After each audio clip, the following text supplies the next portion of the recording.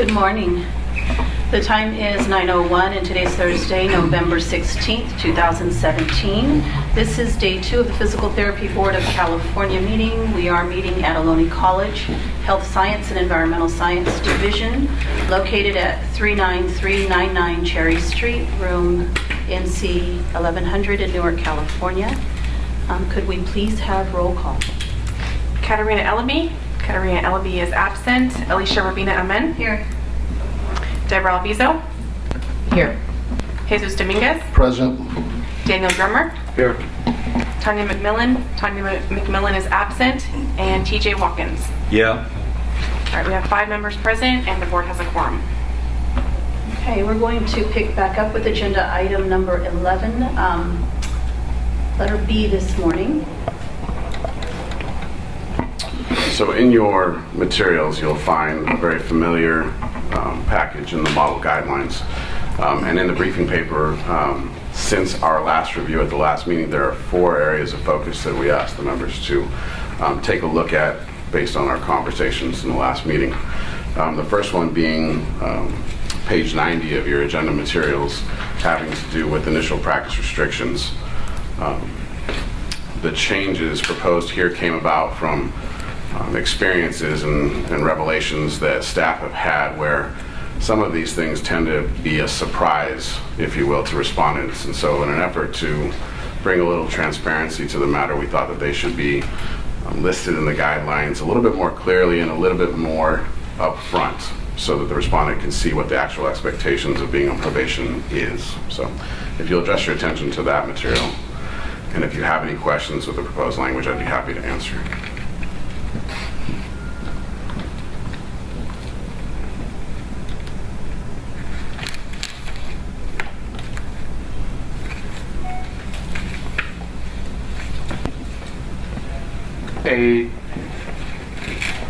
A thought arose to me yesterday with the presentation from Maximus, was relating to the number of days that it could take. And I remembered that we had at least 30 days, but it was 30 days of negative tests, and that we have, right, and that I think from her slide yesterday, she said that that could take 45 days to accomplish. Absolutely. So I don't know if that, just to help give that sense of how much time, or if we're okay with, I mean, what we have, at least 30 days of negative tests is okay. I'm wondering if that might help. If individuals are worried about how much time it's taking, if those are the comments we're receiving. The document that I have doesn't have page numbers on it, so can you tell me what PDF page 12 and 13? 90? Thanks. And so, initial restrictions, now I'm with you. Is there anywhere else under the specific probation terms that this information, I couldn't find it. No. And because it's specific to certain situations, allegations that the respondent might have, the information is revealed to them through a number of different ways. One, through negotiation with respondent and the Attorney General, or respondent's counsel and the Attorney General, and then also in initial contact with the board's probation monitor. And so they're given a more thorough Maximus handout, if it applies to them. You know, so it's hard to, in the guidelines themselves, write an initial cease practice, because sometimes respondents have exigent circumstances where other respondents might not. And so we try to tailor it early in the stipulated talks so that they understand clearly. And I'll say in the past that we could have done a better job sometimes at relaying that information to either respondent or respondent's counsel. So we try to be very clear today.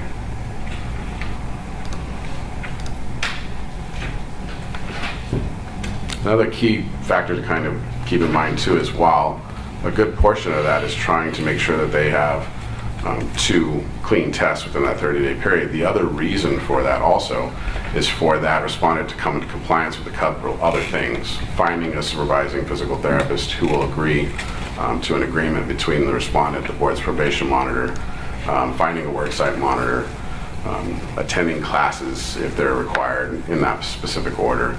So some of those things fall within that suspension or that cease practice period in the very beginning of the period.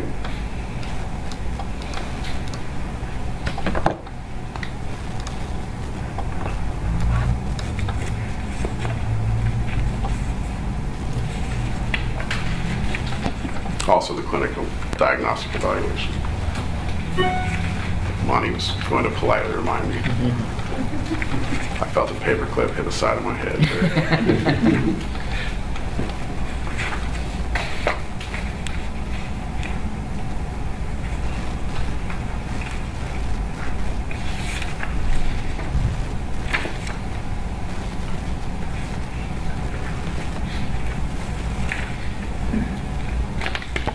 Any other comments or?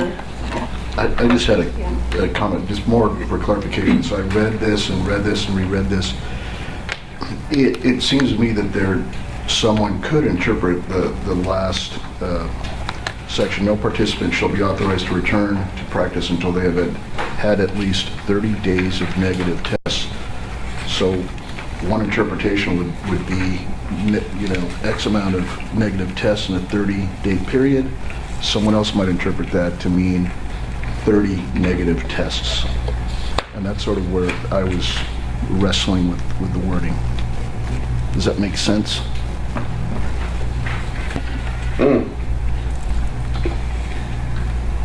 So someone could think that at least 30 days of negative tests might imply I have to have 30 negative tests. And at a minimum of 2 tests per week, that could be 15 weeks. No, that's probably not what we're intending to say. No, not at all, yeah. I'm just sort of trying to So think of how this could be interpreted by someone. it's 30 days without a positive test. Correct. Okay. That's the intent. Right. Yeah. Okay. That's what I thought. But So, the little red button, Monty, just press and hold.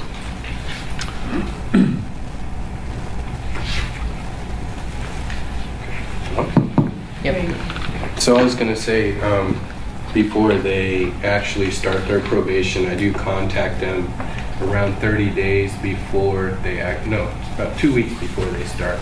And I go over all the terms with them, actually read through each term one by one, ask them if they understand, and then I do a further explanation. So I'm not just reading the term, I'm giving them further explanation of what each term means.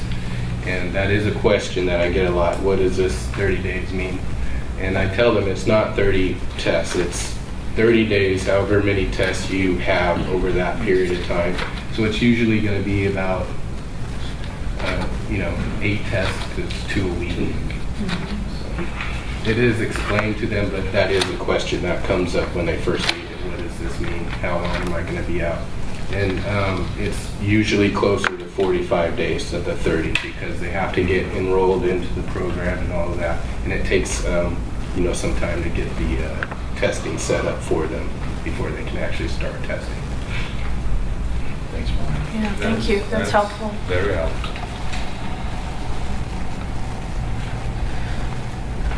So does anyone have any proposed language to make this more clear?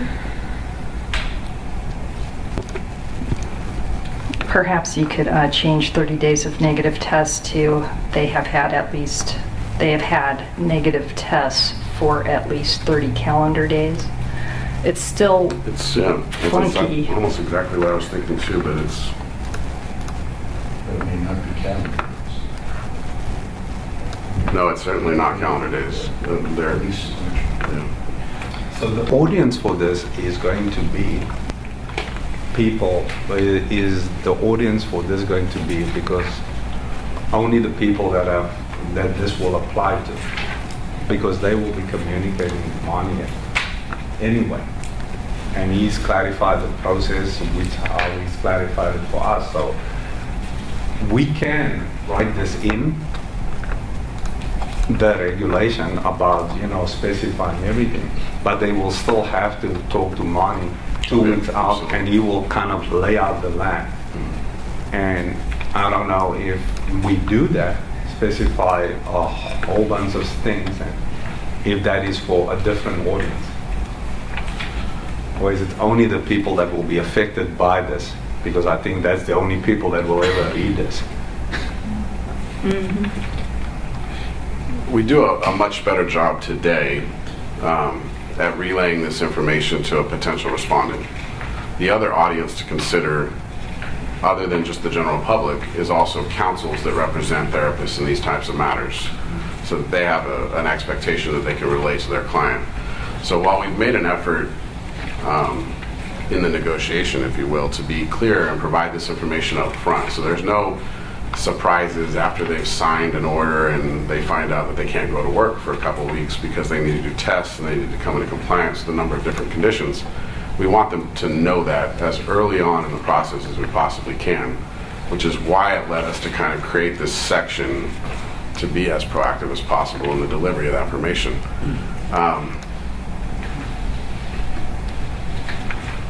And it's funny because I was thinking almost the exact same verbiage as Ms. Welch, but it's still, it leaves room for confusion, I think. I have a question, which is I'm looking at one of the uniform standards, the determination of return to practice or something. And are you saying that the 30 days is just how it works out, or would they be prohibited for 30 days? They would be prohibited. And what? It's kind of like you're explaining that, but it seems like it belongs in one of the terms. That's what I'm trying to see where it really fits.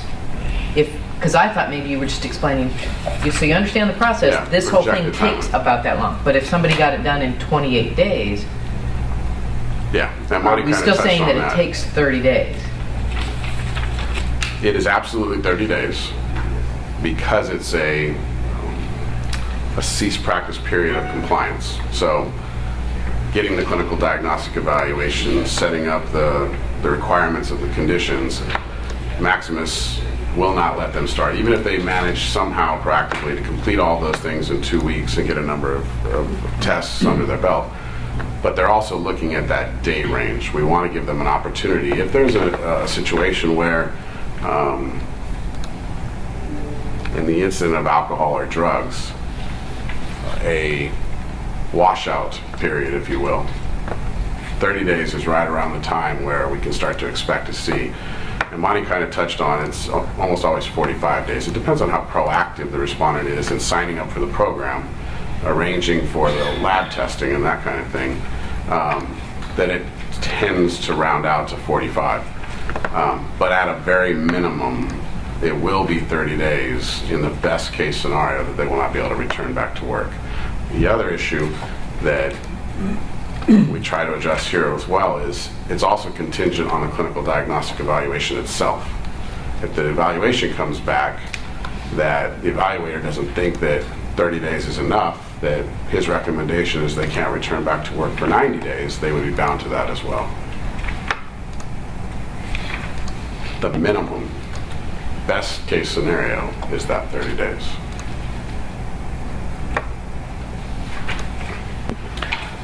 Okay, so maybe we could just change the wording to until they have had negative tests for a period of 30 days, or at least a period of 30 days.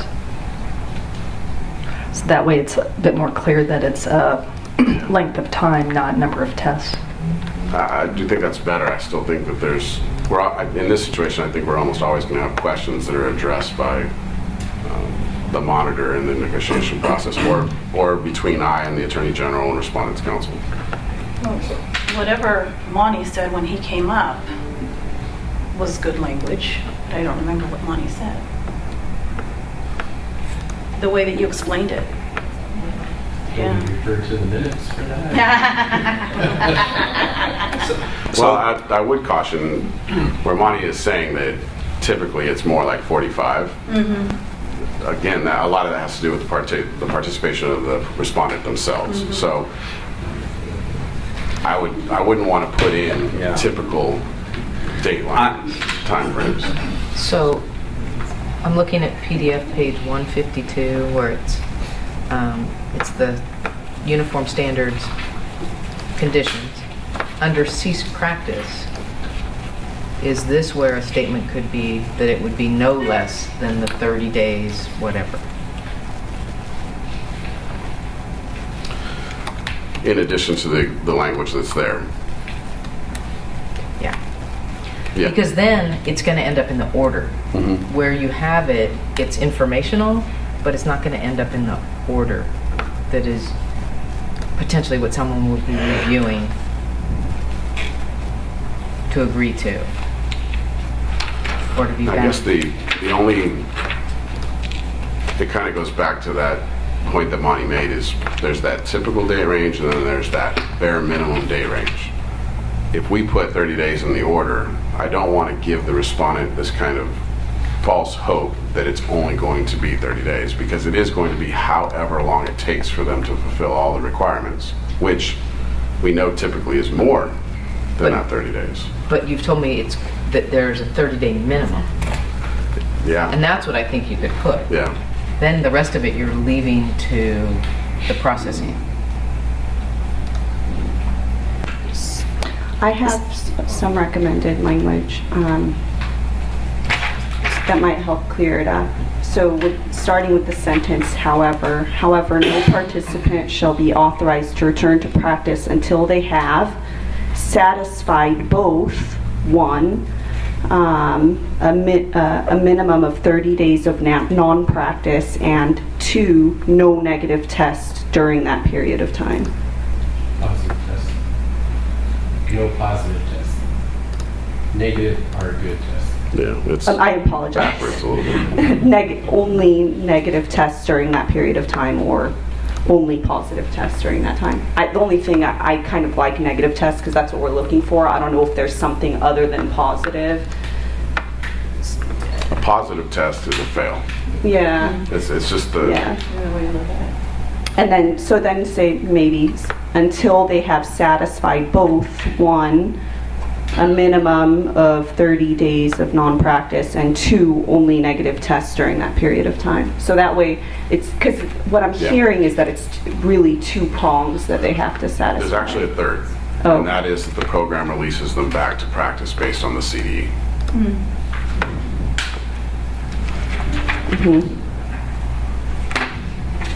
Yeah, and three, CDE releases them back to practice. You could, because that's actually not in the original, so that would be, might be better to add that.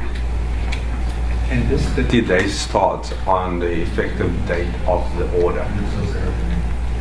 Correct. Okay. And that 2 weeks leading up to it is, they are not under suspension when Marnie talks to them. Correct. They're still, their license is unencumbered at that point. At that point, so for 2 weeks they have a clear run, they speak to Marnie, hit the effective date, which is working towards preparing them for that date, that certain things are going to happen. And that's where those three specifics are going to come in. Ending with the CDE.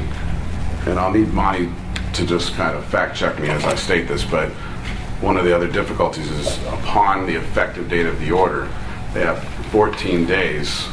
15, which is 15 why I days. think that's where the 45 Right. days comes from. It's the 15 plus the 30. So they have 15 days to enroll in the program with Maximus. And so that 15, if they do it on the first day, then it's 30. But they don't often enroll in the program on the first day of the effective date of the order. And so until they actually get into the program, the 30 days for them really doesn't start because they're not allowed to do biological fluid testing up until that point.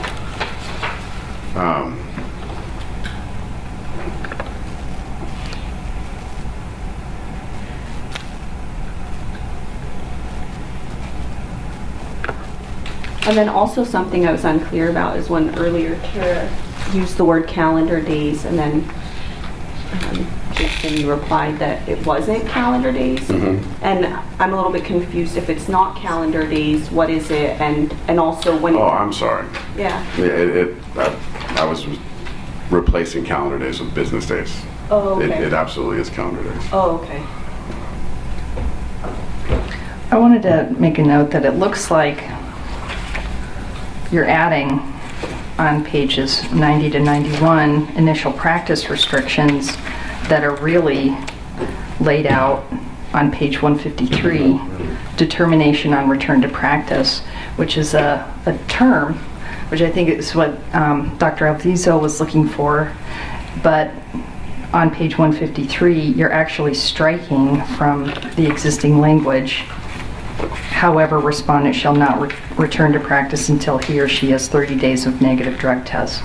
So I'm wondering if it would be better to take it out, to not insert on page 90 to 91, but clarify it and keep it under determination on return to practice. This is term Y.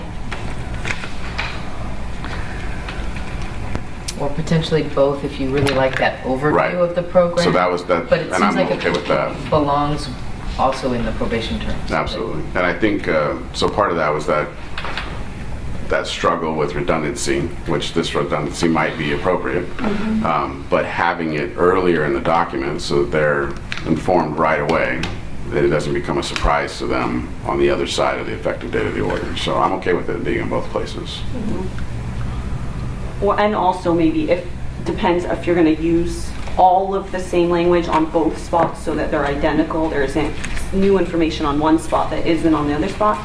You can also reference the other section and, say see the, page so-and-so of the guide for, discussion of this term. It could be another way to do it. But the overview, if someone was writing a decision, they're not going to include the overview.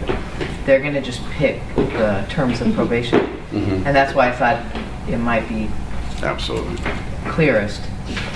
So that information ends up in the order.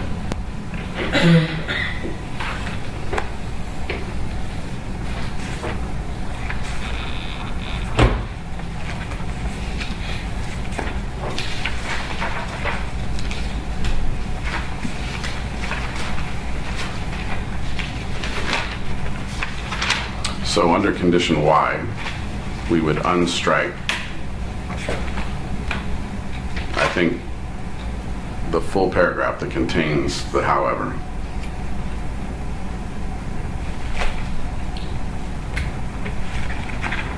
Starting with the board shall determine whether or not. But then you have that vague language in there still.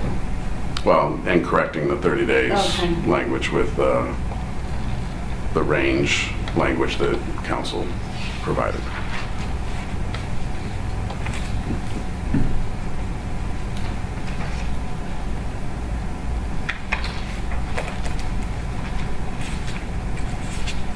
I think that would bring the clarity we were looking for.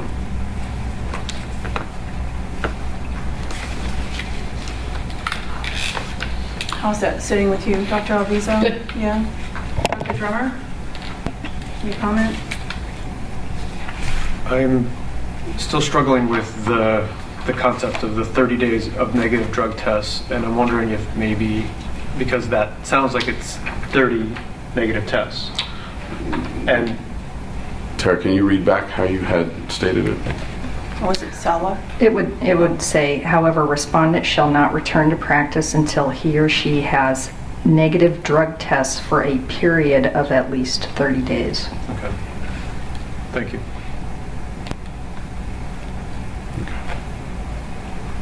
That addressed that, okay. And Dr. Dominguez, how'd that sound to you? That's fine. Dr. Drummer, that sound? Yes. Okay. Mr. Watkins? Okay. Any other discussion or comments on that section? Any public comment at all? So, just to be clear, you want to keep the initial practice restrictions on 90 through 91, clarify the 30 days, the period of 30 days on page 91, and then also clarify the language on page 153 and maintain that it's currently stricken, but keep that language and then just modify it to clarify the at least 30-day period. Correct. Okay.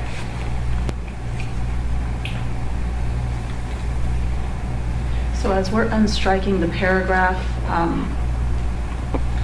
that the board shall determine whether or not the respondent is safe to return, we're still striking the paragraph afterward. Correct?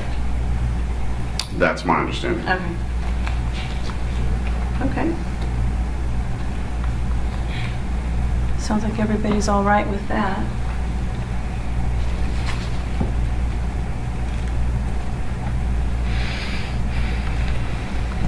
So as we move forward, any other sections jump out at anyone? What's the next, the cost recovery is the next one that Elsa had? Yeah. Thanks for being available, Monty. Oh,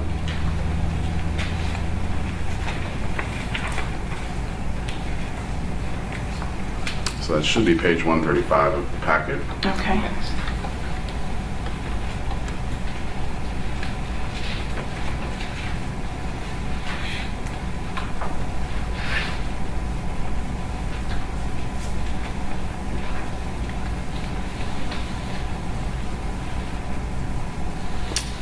And this is one that we kind of went round and round on because we were looking at the idea of not only providing that kind of transparency to respondents, but also providing proper guidance to any ALJs that might be writing proposed decisions based on our guidelines and giving them the kind of tools that the board would see as being appropriate.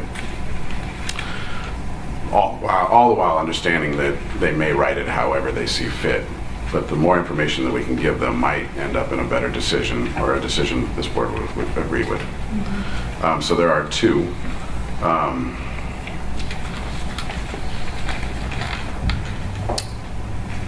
Actually, I take that back. There were two, and now we've combined them into one. And so you'll see in the comment section that Elsa left for us kind of an evolution of how it came about. You can see the two choices in the comment section and now the proposed language into a singular proposal.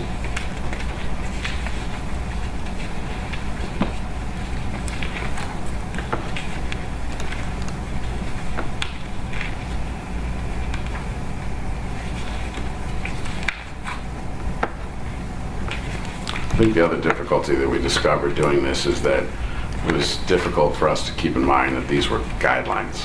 Mm-hmm. That writing them, we can't account for every situation, but we did want to start with the best skeleton of language that we could. And this one was one of the more difficult to do it with. There are a couple minor technical corrections that need to be made to this section, but I'd like to provide those to Elsa at a later time. Non-substantive? Correct. Okay.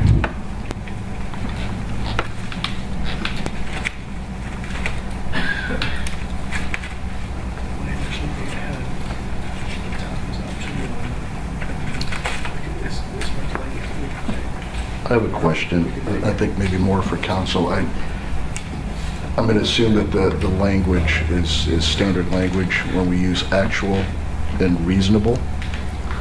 And my question would be, how is the determination made when, or how do we determine when a cost is unreasonable? There's legal precedent on what constitutes the collection of actual and reasonable costs. So what we would do is just, the fact that the word actual is in there suggests that a reasonable cost are actual costs or less. And then also we look to just, if there was any confusion or ambiguity or someone was challenging the cost situation, we look to maybe precedent to see how that's defined. We wouldn't necessarily need to define it in the probation conditions or guidelines. Okay.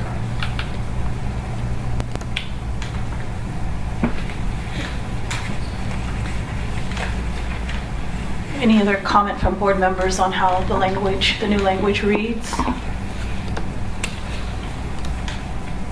and I'm okay with it as well. Is there any public comment on the language?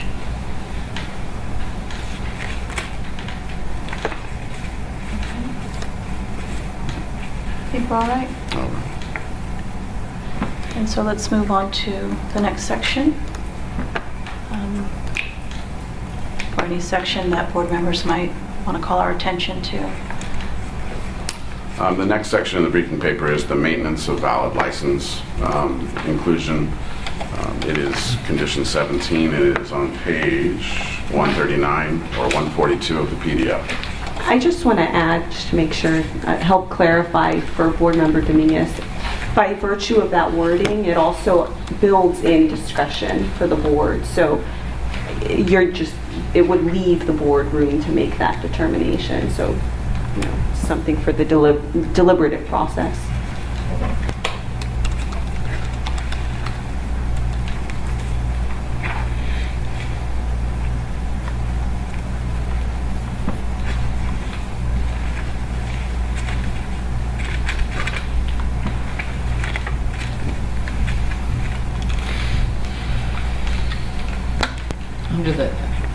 For this section, is this new?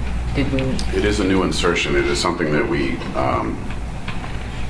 researched and found to be common amongst other boards, and has at times created issues for us with existing probationers, that while they may not have been able to find a place of employment, they also let their license lapse into delinquent status.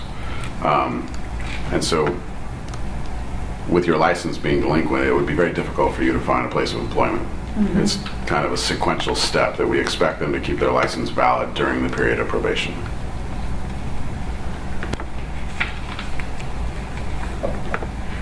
To clarify, Jason, this is intended for out-of-state probationers as well. Oh, okay.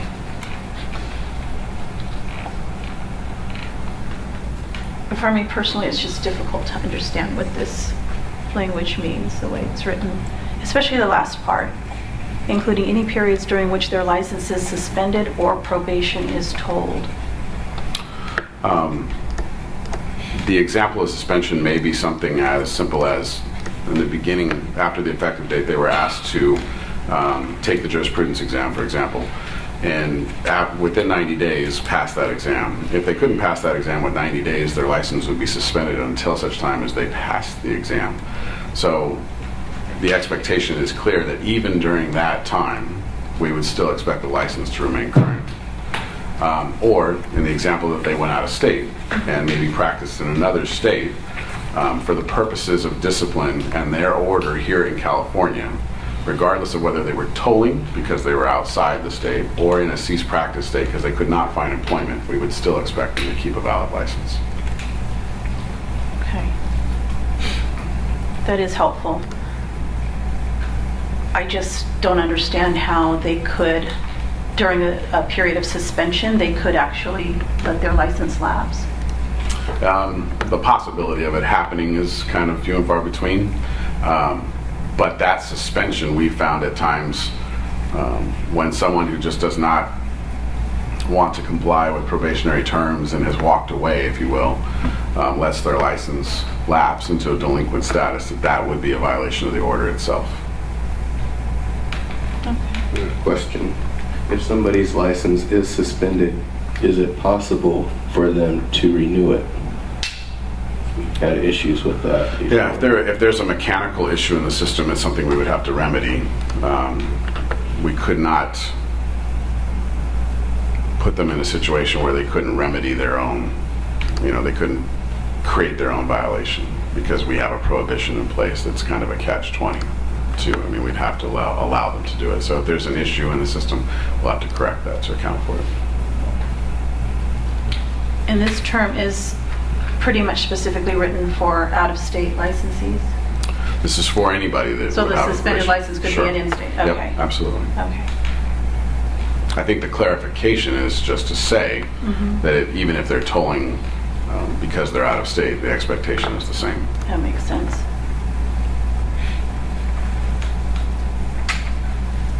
Any other questions or concerns from the board on that term? Any public comment? Okay. Moving down.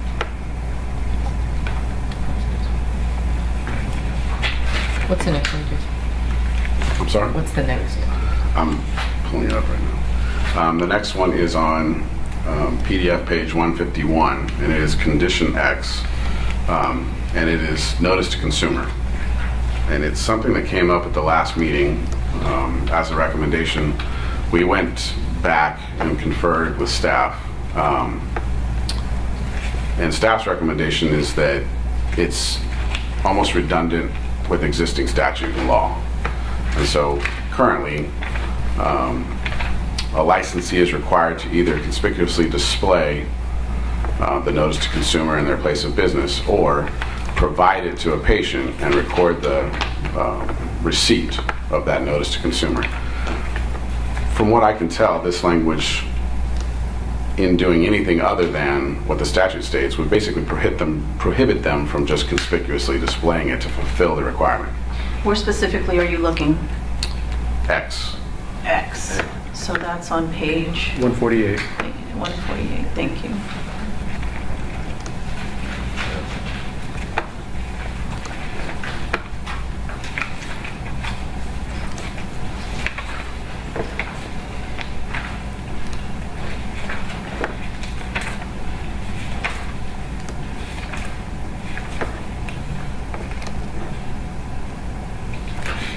I think the intent of the language was a gradient, if you will, that was somewhat lesser than notification of probation.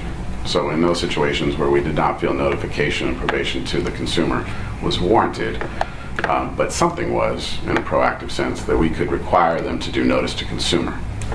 But having said that, that's very similar to existing law now, that they would have to provide notice to consumer if it was not conspicuously displayed in the place of business. And I think the concern at the time may have been home health, which I think at that point is even more redundant to existing statute or law, that their licensees are required to provide notice to consumer currently.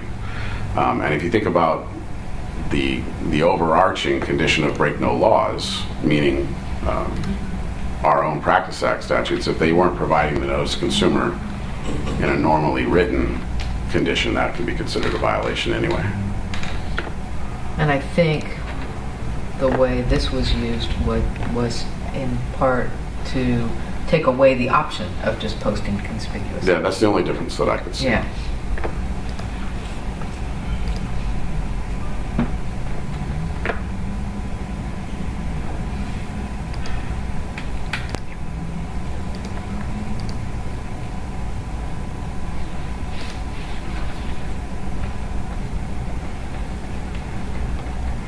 Any board member discussion or concerns about the language, the proposed language? Any public comment? Just to be clear, Yes. the recommendation of staff is to remove it. To remove it?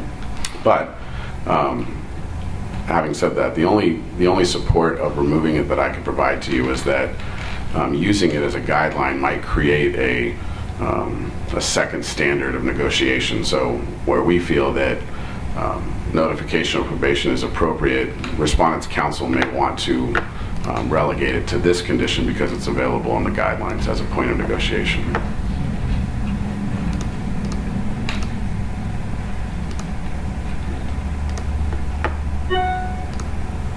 Got it. So this will be removed this time? If the board wishes. Okay.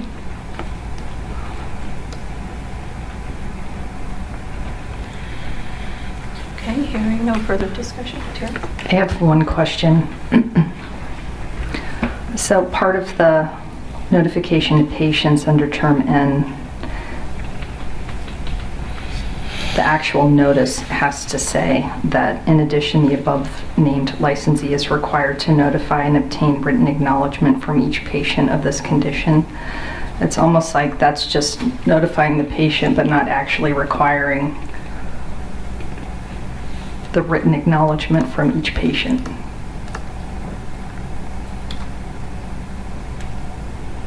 see that difference. Oh, wait. Paragraph 2 starts off with such notification shall be signed and dated, so I think we're good. Okay. Thank you.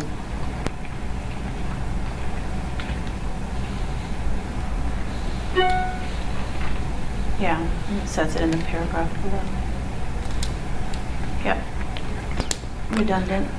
Okay. With the exception of, in some ways, you would be enforcing somebody who may own their own practice or work in a clinical setting. You'd be, while you might still want them to put it on the wall, that wouldn't be the only thing they'd be required to do. You'd also want them to hand it to each and every patient and record it in the medical record with a signature receipt.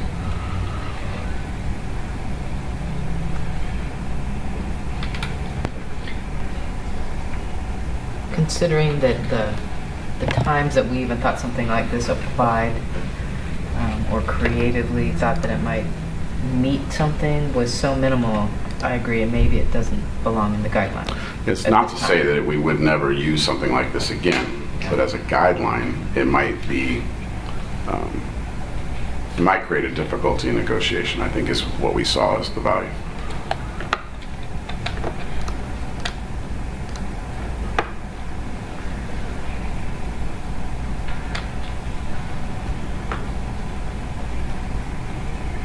Okay. If everyone's all right with that? Yeah. And those are the 4 issues that we had left unresolved from the last review. So if there are any other questions or concerns within the package, I'd be happy to answer. So it was the agreement to delete term X, notice to consumer. I don't know if we got there yet, did we? Let's just do a little straw poll. Yeah, Dr. Dominguez, you're okay with that? Yes. To strike it. I'm all right? Dr. Drummer? Yes. Yes. Okay.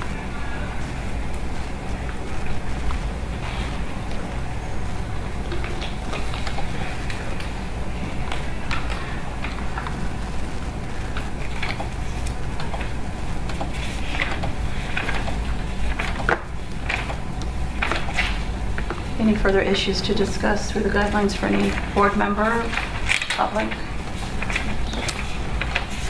One other thing to look at is, as we went through the specific violations, we did a little housekeeping as far as what condition applied to what allegation. So, I would draw your attention to that too. There were some inconsistencies that we wanted to kind of clean up, where expectations on a specific violation might include 2 conditions that somewhat go hand in hand, and they weren't in the guidelines, and so now they are, and you'll see them as additions in the violation specific area.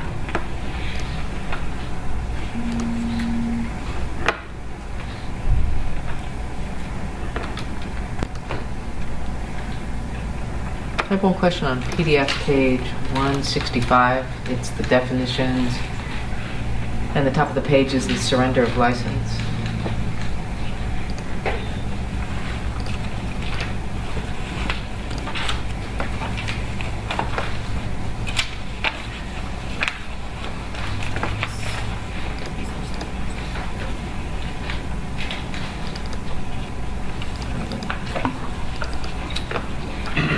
Okay, so my question is, that definition makes perfect sense. Remind me how in a STIP, how a surrender would not have would still have the impression of a discipline or of a... So, surrender of license can be negotiated in stipulation, which I think at that point it's clear. I think this definition is more specific to those terms where a disciplinary decision is ordered, and then some time through the period of that decision, the respondent decides that they want to surrender their license, and there's actually a clause in the order where they can exercise that right for a number of different, well, really for any reason at that point, but the reasons that could be listed are illness or what have you. So the definition here is just to make sure that they understand that what that surrender means. While they're giving up their license in California, they're also giving up their right to practice physical therapy in the state of California. Okay.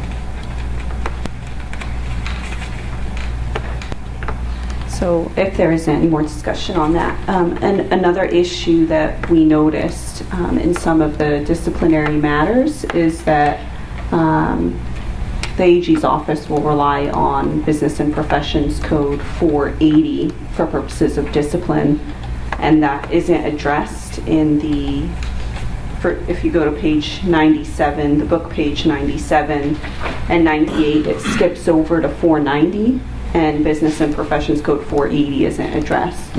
So we would recommend that that become, that 480 is inserted there before Business and Professions Code 490 with conditions of probation. So to clarify, 480 is aimed at disciplining applicants. So issuing a license to the applicant and then suspending it and putting it on probation. There are no clear probation terms for Business and Professions Code Section 480 violations.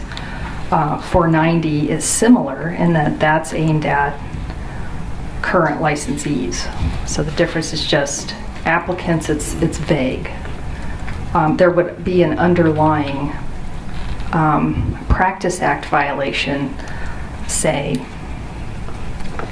2660A or any of the 2660s. Many of those, however, refer to 490, but not 480.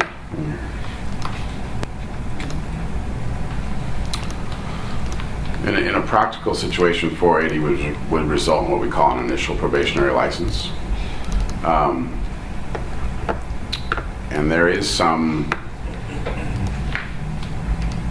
it's not something that's used very often. So for anything that a licensee could be disciplined for, an applicant can be denied for, which is the bridge kind of between the 480, 490 issue.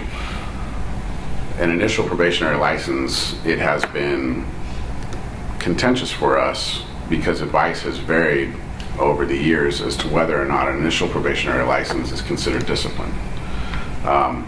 Once an initial probationary license is issued, current counsel, I guess I could say, opinion is that once that probationary term is completed, that would disappear from the record and that would not be considered discipline.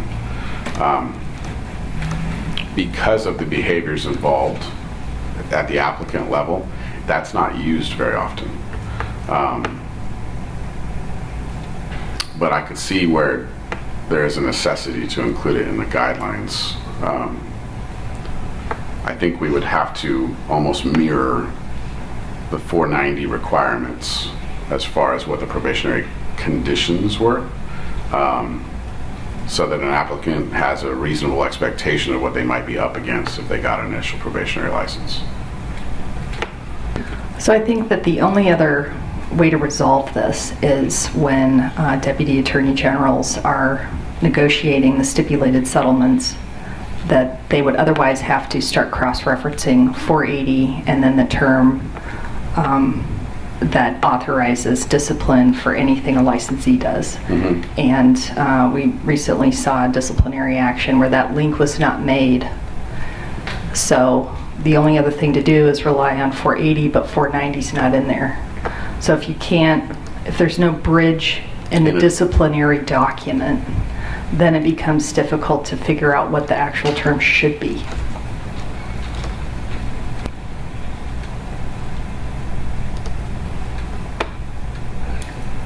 So my point being that either add 480 with terms or make a note of 480, it's bridge reliance. Or when you start seeing stipulated settlements based upon section 480, that document itself must have the bridge within it. I'm comfortable with either way. We can include it in the guidelines so that, to be thorough, we would still have to do it on the other side. And I'm also comfortable with leaving it out with the idea that it's a very rare occurrence and we would just have to stay on top of the DAGs and make sure that it was done. One of the confusion points, I think, is in the issuance of initial probationary license, well, for a licensee, you have revocation, revocation stayed, but you don't have very similar language of denial, denial stayed, and then the probationary term. So, and the other issue is there's not a lot of due process, at least my feeling on the matter is there's not a lot of due process in an IPL. The board issues it, it's effective, and they're bound to it, but then they can file a statement of issues and contest it, but they're bound by it the whole time. So, however the board sees fit, if you'd like to have it included in the guidelines, that's completely fine.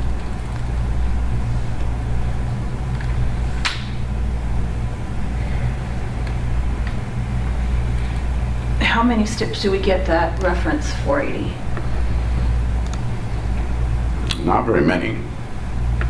If we included it, would it cause any confusion for anyone? No, I don't believe so. I think the times that you see it most is when a denial is contested and an ALJ issues a decision to issue the license, and the board either concurs with that ALJ's opinion or alters it but still issues a license to that applicant, then 480 is extremely important, which I believe is probably the situation that you may have run across and found difficulty in. So in that case, then, it would be helpful to have it included? I think so. I think especially for an ALJ who's willing to do that for a respondent. I mean, I can certainly educate the Attorney General on that matter, but the ALJs are to be considered also. And I'm for adding it. Straw. Yeah, straw poll, Dr. Dominguez? Yes. Mr. Wilkins, yes. Dr. Drummer? Sure. Yeah. Dr. Alviso? Yeah, I think the bridge language seems reasonable. Okay. Can we review again what the bridge language would be, or would look like, or have an idea of what that would be?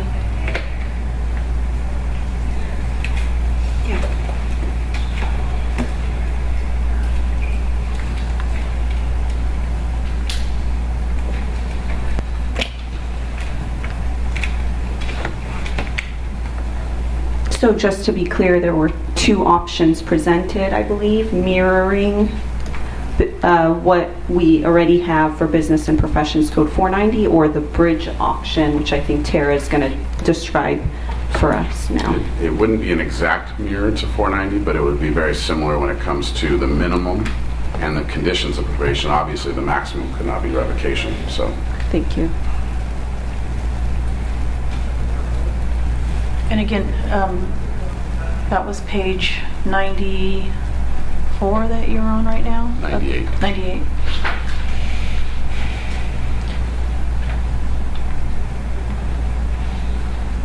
Would there be a maximum then, or no?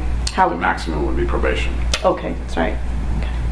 So if we do the mirror option, the fines would be the same, and then for discipline, it would say minimum public approval, and then the maximum would be probation?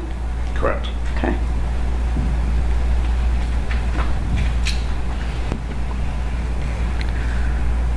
Well, this one's going to look weird. The idea is to add on page 98, above BMP Code 490, add section 480. And really, I'm wondering if it's just more appropriate to say in accordance with Business and Professions Code 480.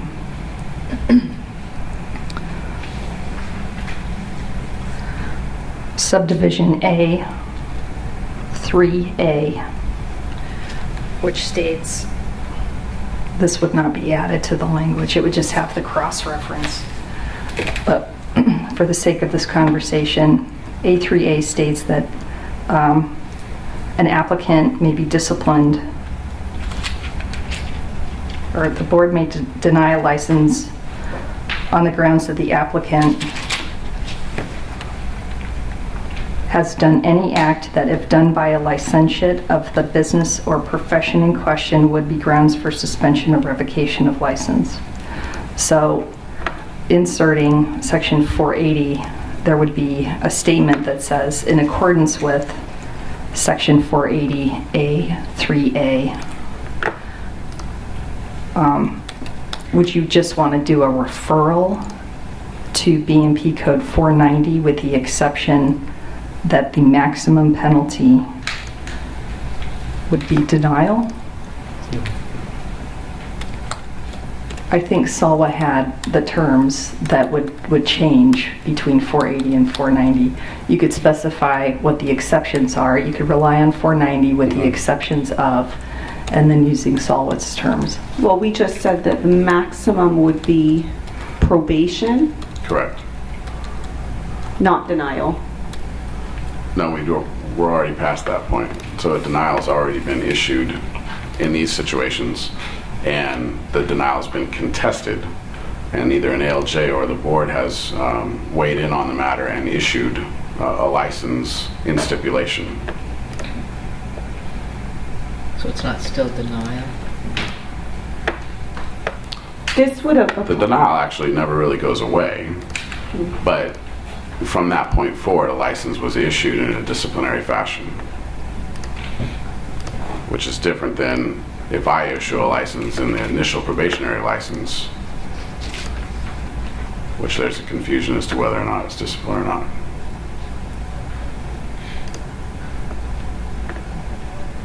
And I think a portion of that confusion comes from other boards and the way they do it.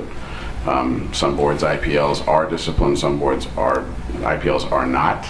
Some it's clearly stated in their statutes that they're not disciplined. And sometimes I think the interpretation comes from where that language lies in their practice act, whether it's under the disciplinary code, so they say it's discipline, or whether it's under the licensing portion, and they think it's not. The maximum would still be denial, because if we're thinking about the order itself, based upon violations that are established under 480, the order itself would say the application is denied, and that's the final board decision. Oh, okay, I can see that, yeah. Right, conversely, for a licensee, the maximum is the license is revoked. Yeah. But then 480 would use, if the license was going to be issued, revoked, but placed on probation, you could then use the probationary terms under 490. Correct. Yeah, and so the following question would be if, everyone's okay with keeping the conditions of probation sub-bullet 1 and 2 the same for a 480 violation, just to make that clear that everyone's on the same page with that as well. So, just ripping off of that, perhaps it's just smarter to include 480. There's not going to be a citation because 480 is primarily acts occurring prior to, it's all acts occurring prior to licensure, so there's no, conduct that needs to be cited. So citation wouldn't be part of it. The minimum discipline wouldn't be public approval because they don't even have a license yet. So really, the maximum discipline would just be application denied with conditions of probation possible are 1 and 2.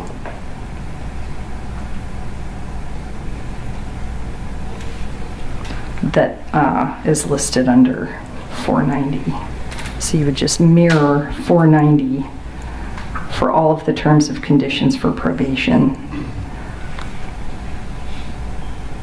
So what's the minimum discipline for 480? I would still suggest public approval. So I think there's room in that situation where a license is initially denied and it's contested through a statement of issues, an ALJ grants the license, it comes before the board, and there is I think a potential that the board may concur with the ALJ's decision to issue the license, but would also want to have something on record for the public, at a minimum, being the public approval. And you may want to put them on probation as well. I mean, or you may say no, the denial stands, and that's what Tara was bringing up, is the maximum would still be denial at that point. But the minimum disciplinary tool that we have at our disposal is that public approval. If an ALJ grants a license, the board still has to certify that action. Correct. So they're not truly a licensee. Correct. So they're still an applicant. They're still not, which is why I think Tara's point is valid, that we would want to utilize 480 as opposed to 490. Right.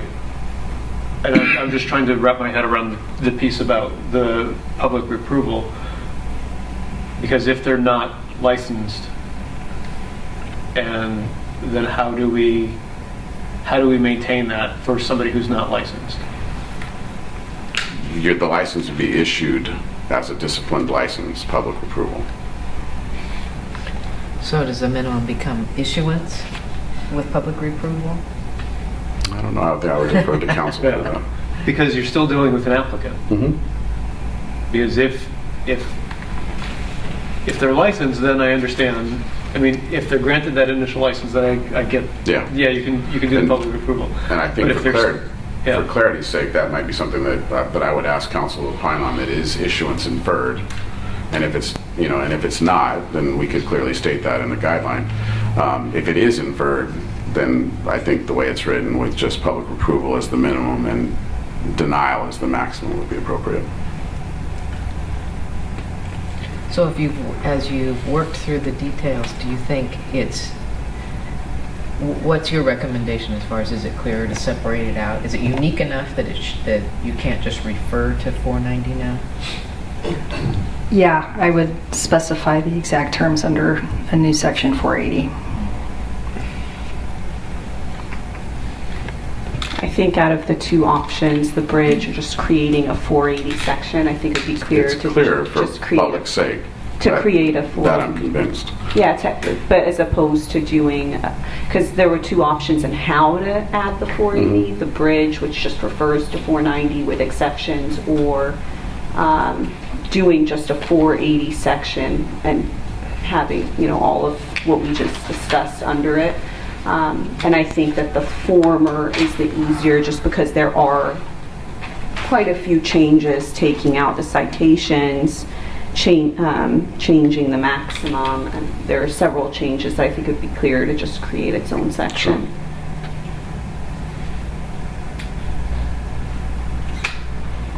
I think you should add under minimum issuance with public approval, because some of the other sections make it clear that the license would be a minimum revoked, stayed, 30 days suspension, 3 years probation. So, it really lays out exactly what would happen. And this is a publicly consumed document, so lay language is completely, appropriate.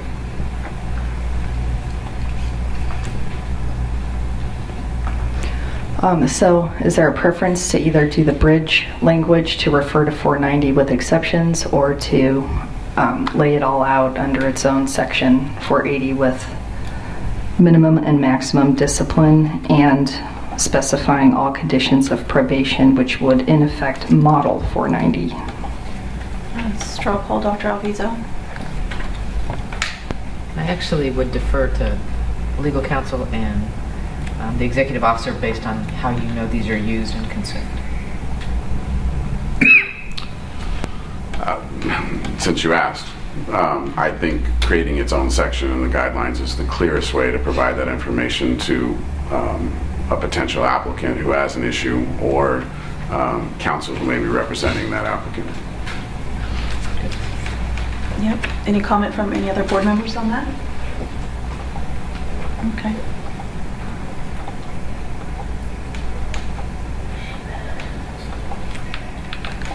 Do we need to discuss anything else about how we want that to look, or does it sound good so far with what's been presented?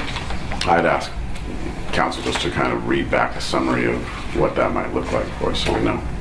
So ahead of the section for Business and Professions Code 490, there will be section added with the heading Business and Professions Code 480, and it will have the title Business and Professions Code 480, which is grounds for denial effective obtaining certificate rehabilitation. And then it will have a discipline section, and the minimum will be issuance of a license with public approval, and the maximum will be application denied. And then it'll have a section for conditions of probation, and that all the way to the section about refer to related statutes and regulations will mirror Business and Professions Code section 490. I like this statement, but can I complicate that a little bit more? So I'm having the minimum actually could just be issuance.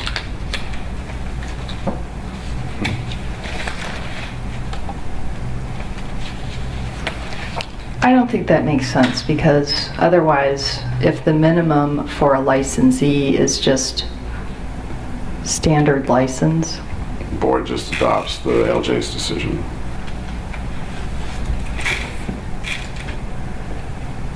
But then that wouldn't be actually Yeah. a violation of 480, would it? Then there would be a finding Yeah, of so no the only time that violation. you would have to non-adopt and rewrite your decision is if you choose to do issuance with the public approval. So it's fine the way it is. Okay. I just wanted to, I'm playing it out in my mind. Yeah. So. And just to play a little bit more with your mind, because you brought it up earlier, is it discipline or In not? this case, it definitely would be. It's on the other side of the review of the denial. So it's more than likely it's either a proposed decision from an ALJ that is either adopted by this board, or it's a stipulated agreement between us and the applicant. So it would become discipline.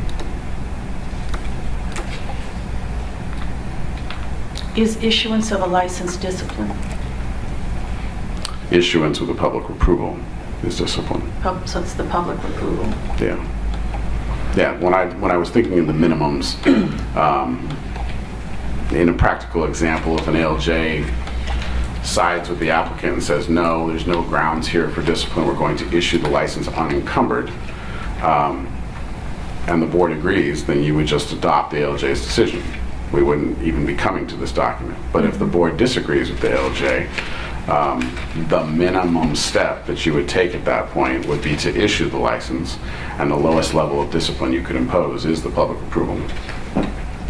So are we going to leave public approval as the It minimum? would be issuance with public approval, I believe.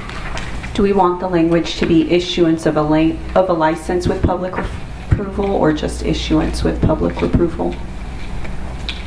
I'd leave that to, I think issuance of a license with public approval is clear to the public. I agree. So the other thing, with making this change to add new section 480 is in all of the other code sections that refer to related statute section 490, we should add 480. So an example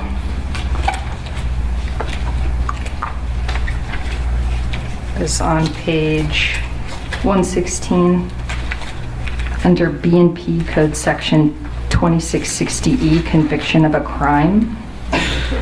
If you look in the text box, it says refer to related statutes and regulation, B&P Code Sections 490 and others. I would recommend adding 480 in front of the 490. That way, when we see an alleged violation of Section 2660E, conviction of a crime, we know that for applicants, we would refer to Section 480. I agree. And then that would just be a global change for Anytime all. 490 is used. Right.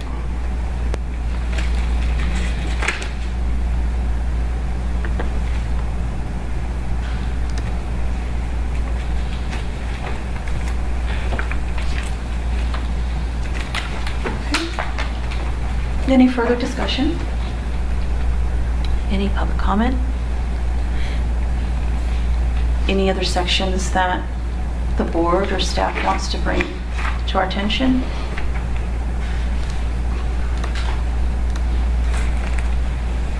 Holding my breath.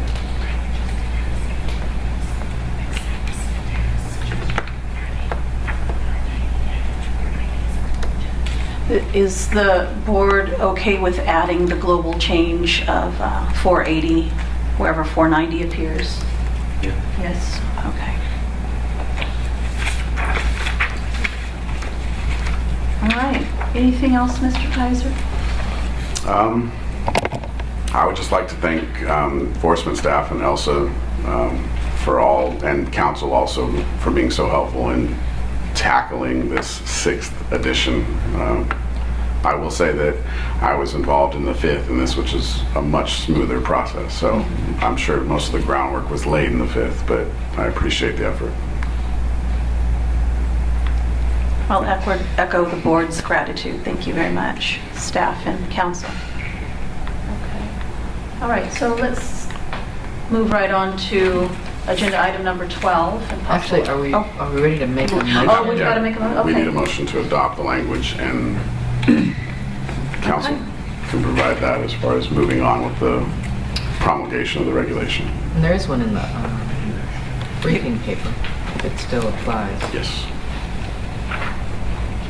So if anyone did want to make that motion to adopt, I have proposed motion language,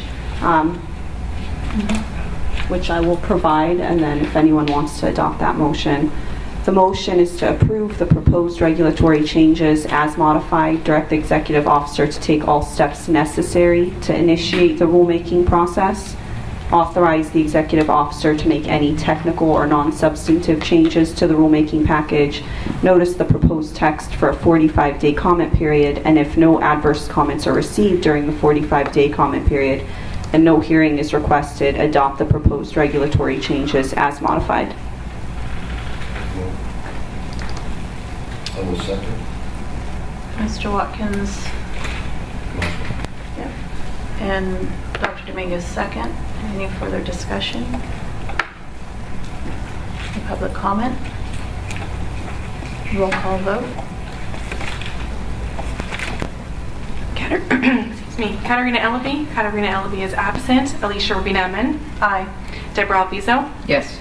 Jesus Dominguez. Aye. Daniel Drummer. Yes. Tanya McMillan. Tanya McMillan is absent. And TJ Watkins. Yes. Votes unanimous.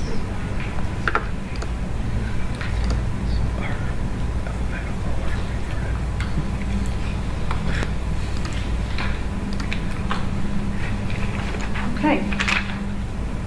Now let's move on to agenda item number 12.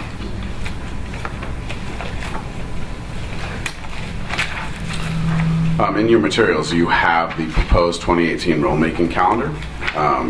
This is kind of a guideline that we provide to OAL as to what the board may be doing in the next 365 days. It helps them in determining their level of staffing and the number of analysts that they might need to accommodate the workflow that might be coming from state agencies. So, it's here for your presentation. I'd be happy to answer any questions if you have any.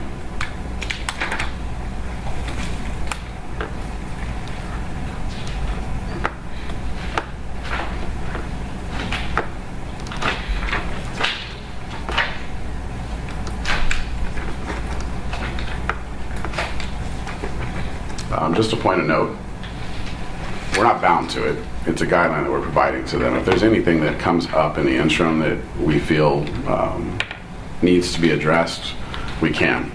It essentially is just a way for us to kind of give OAL an idea of what we may be doing. And it is we will require, I will be asking the board to provide a motion of adoption. Are you going to be adding the guidelines to this? They are, It's at the end, I think. Okay.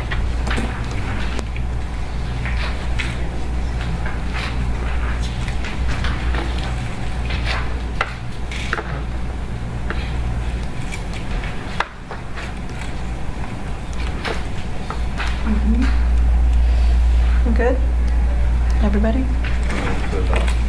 Mr. Watkins moves to adopt rulemaking calendar 2018. Do we have a second? I'll second. Dr. Alviso seconds. Any further board discussion? Just to clarify, the title is Proposed Rulemaking Calendar. it's proposed currently. After its adoption, it will just be the 2018 rulemaking calendar.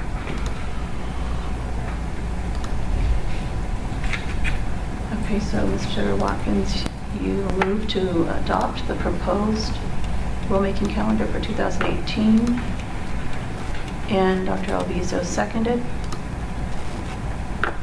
And any further board discussion? Any public comment?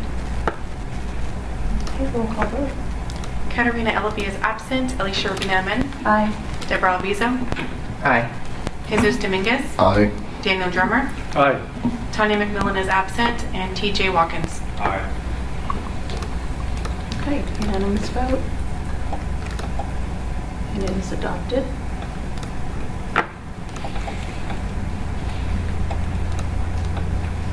Okay.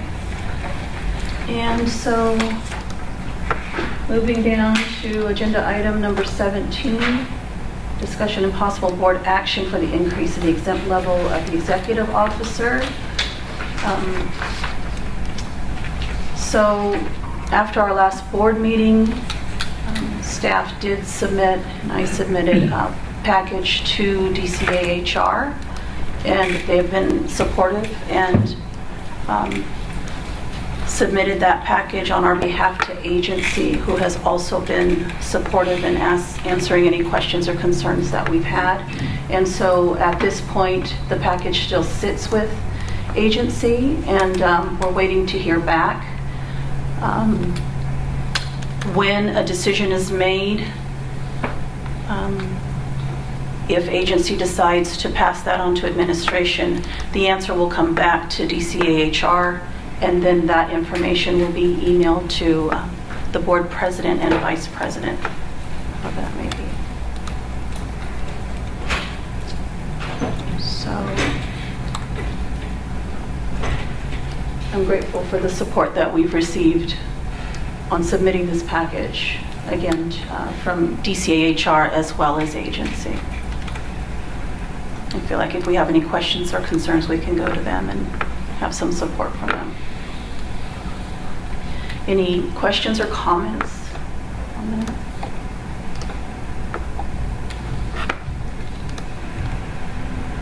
Okay. And just a note that Ricardo Dela Cruz is no longer in the HR position, and it is now, the acting is Nicole Lee. Nicole Lee. Okay. All right. Any public comment? Okay. And so we're ready to move down on our agenda. We can go right to agenda item number 20 and start with FSBPT. We don't have a representative from FSBPT here, but we can provide a report on the delegate assembly. So Mr. Watkins and Ms. Rubina Amen and I attended the delegate assembly. It was productive. There were a number of educational courses that we found to be of value. Some of the information that came out of that we've kind of touched on today. Some of the eligibility requirements have been, for the MPTE, have been delayed until 2020. Also, the fee increase for the MPTE has also been delayed until 2019. So that's good news for our applicants because they won't have to pay more to take the exam. And then I would just ask Mr. Watkins and Mr. Rubina to add in anything that they might feel of value for the board. Mr. Watkins? Well, I felt that the annual meeting was well run, and all the different breakout sessions provided me with great insight into the FSBPT. And my overall impression of going to the FSBPT was, as it relates to the California board, was that we should definitely be looking out every breakout session at an orientation, and the orientation from which the FSBPT came from sounded like public protection, but it had a more of a commercial feel to me. That's my observation. And that commercial feel was reinforced every time I went to a new session. You know, they had incredible products that they, you know, circulate to all the boards. But it left me in my, with a concern. And the concern was that I didn't see a whole lot of other states critically think through all the different products. They were just adapting it, becoming fans of it without asking really critical questions, and that concerned me a lot. And with regard to California, because we stand on our own, and many of the stuff that we experience in this one board, they experience across 10 boards. So we have a vast array of experience, and so I just think that whenever we are looking at anything from the FSBPT, we need to solidify our own position and roots into our public protection mandate more strongly, because I am not completely convinced that that is so at the federal level, where from the FSBPT. And I know that sounds controversial, but that's my observation. And again, for me, it's really nice to go and see what other states are doing in comparison to what we do here in California. It actually makes me proud of what we do here in California as far as public protection.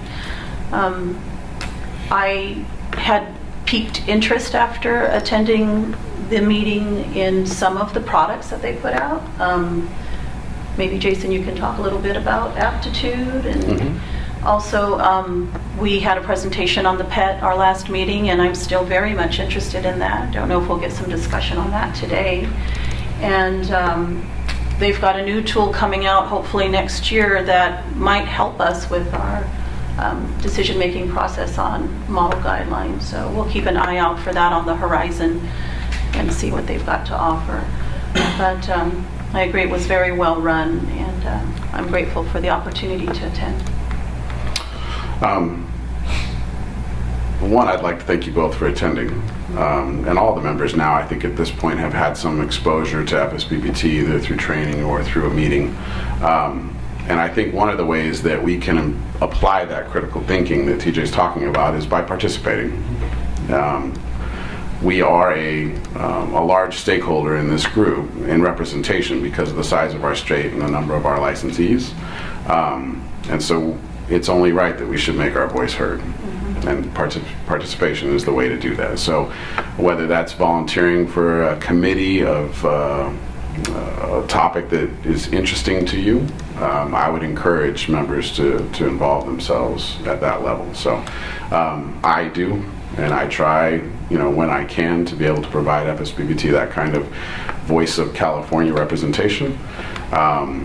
And there are a number of products that I think are of benefit and do serve our mandate of consumer protection. And so along those lines. Some of them I think some members are familiar with when it comes to the continuing competency tools, such as Aptitude, which is their online cloud service where licensees can place their proof of attendance of compliance with continuing competency, of which I think even we as a jurisdiction might be able to utilize for auditing purposes and things like that, because there's an option inside of that tool to allow the jurisdiction to view what they've put.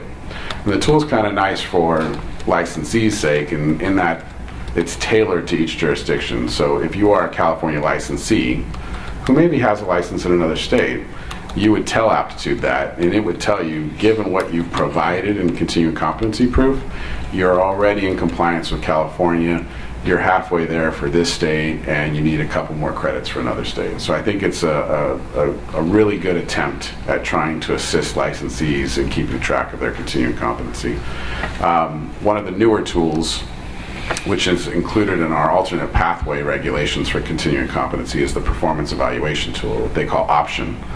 And we give them a 6-hour credit if they were going to use the Option examination, which is an assessment that kind of gives them an idea of what areas of focus that they might need to readdress, and maybe later in the future even a recommendation of what courses might fulfill that kind of thing. So another tool I think that assists both the jurisdiction and the licensee in staying up to date in their profession.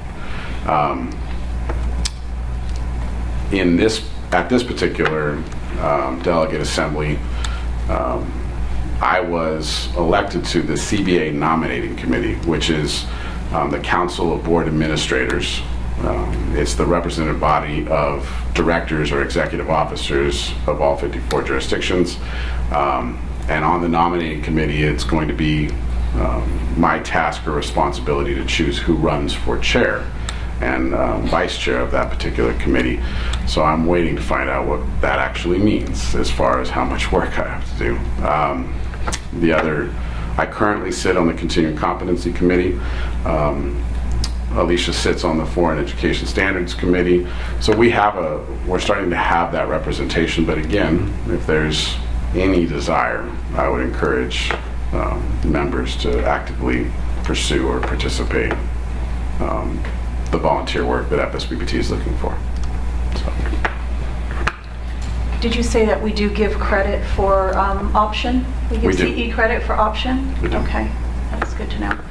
And I'll just echo Aptitude for those of us who are licensed in using that to keep track of our certificates and CE hours, so that when we're hopefully not audited, but if we are, we've got it all in one place, and maybe in time the board can use that.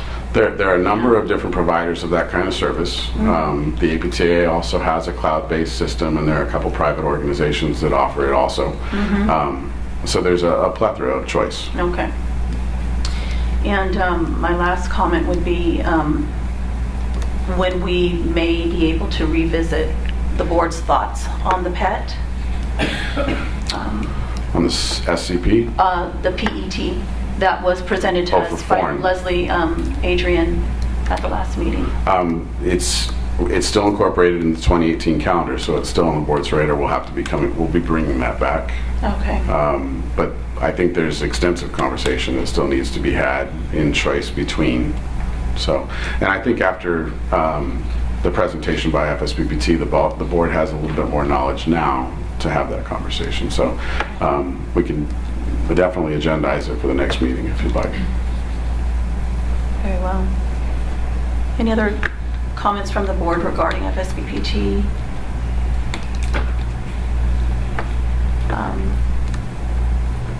We'll move on to DCA. We don't have a representative here today, but... Oh, actually we do. I'm sorry. I'd like to introduce Karen Nelson, who is new to DCA. She is the Assistant Deputy Director, and I'm going to get this part wrong because it just recently changed. It was Board and Bureau Relations, but it is now... It is Board and Bureau Services. Okay, that was easy. Yes. Hello. Good morning. Good morning. Good morning, board members. Vice President Urbina Amin, Executive Officer, Jason Kaiser. Thank you for having me today, and I understand it's one of the standing agenda items, so we hope to be able to come to you regularly and provide an update about what's going on in the department. It's my pleasure to be with you today and provide the department update, but also introduce myself as one of the new assistant deputy directors in the new Office of Board and Bureau Services. It's my third week, and so be kind.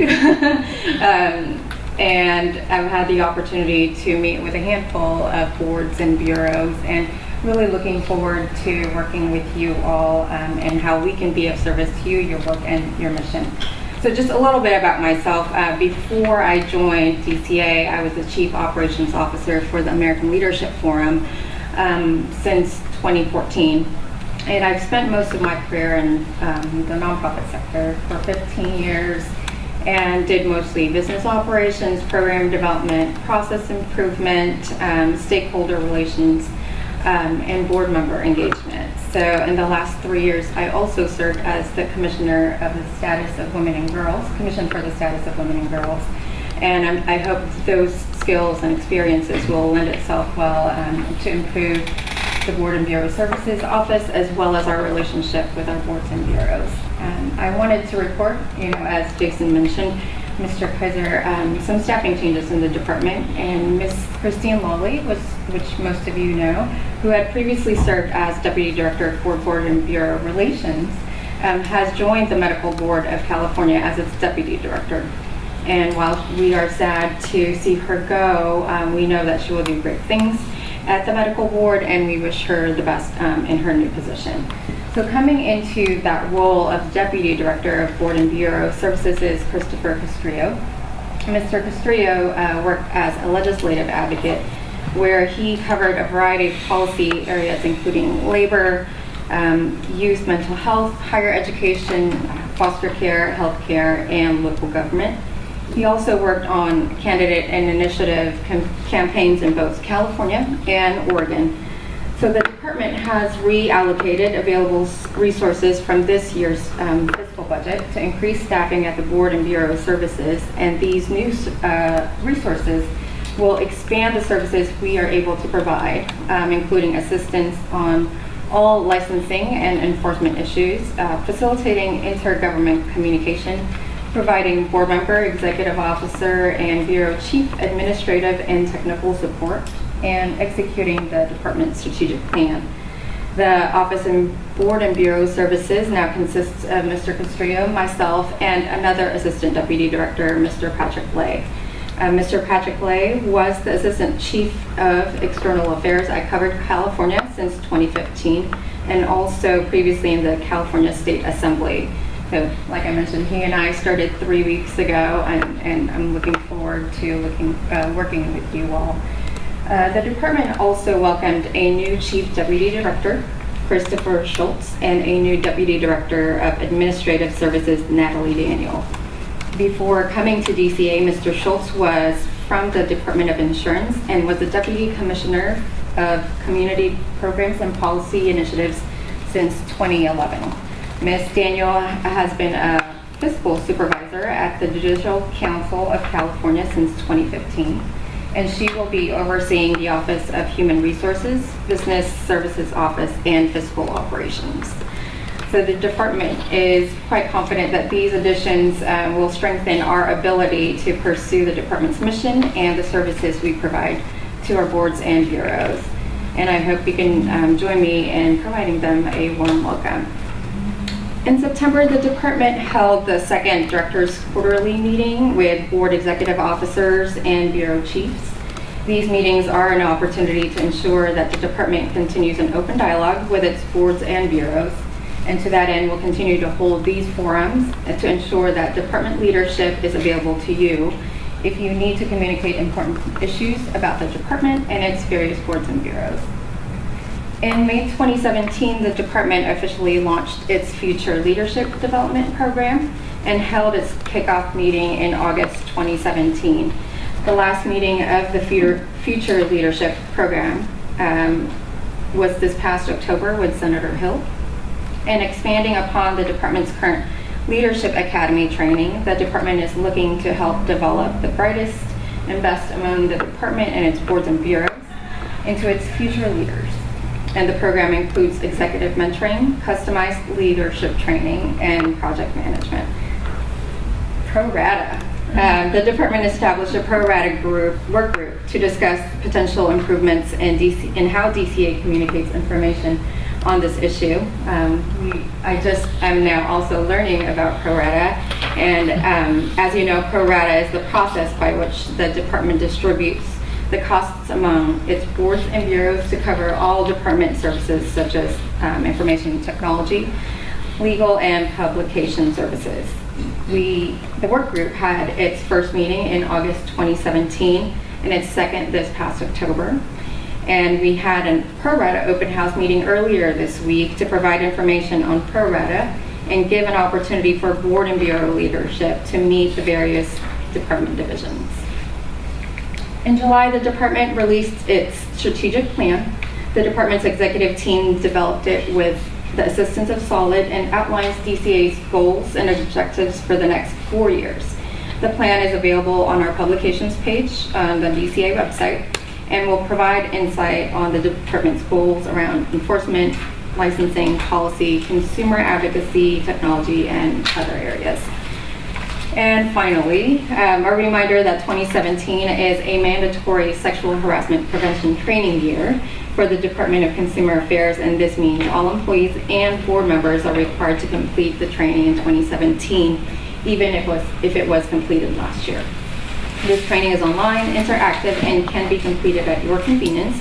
And if you have any questions on this and other required trainings, please contact our office, the Board and Bureau Services, for any assistance. I'd like to make sure that you all know the department is committed to serving you, your boards, and our bureaus, and we appreciate your partnership and know that we can protect consumers better by working together. So, as always, the department can be of service to you, and please feel free to contact us at Board and Bureau Services. Thank you again for having me. Thank you. Welcome, Deputy Director Karen Nelson. Assistant Deputy Director. Thank you for that. Do any board members have any questions? Yes. There's been a lot of staff changes within DCA right now. So can you give us some, because we interact with DCA, not we directly, but we have a matter before that we are addressing at DCA. But I just want to get a feel for, with all these things moving around, what is the culture like? What's the energy like? Are people just settling in? And that means there's going to be delays for certain things getting done. It's only been 3 weeks, so this might not be fair. But just your initial impression about what it feels like to be within DCA right now, when a whole bunch of people have transitioned out of DCA and are maneuvering around there. And also I had my second question was, in the strategic plan that was developed, the people that have left, how key was their role in it? And since they're not there as almost custodians of that, implementing that strategic plan, how are they getting other people on board to actually move that forward? Sure. So I can speak for my experience in the 3 weeks that I've been with DCA. It's great energy. I am very much excited to working with our different boards and bureaus, and with the expansion of the staffing in the Office of Board and Bureau Services, our intent is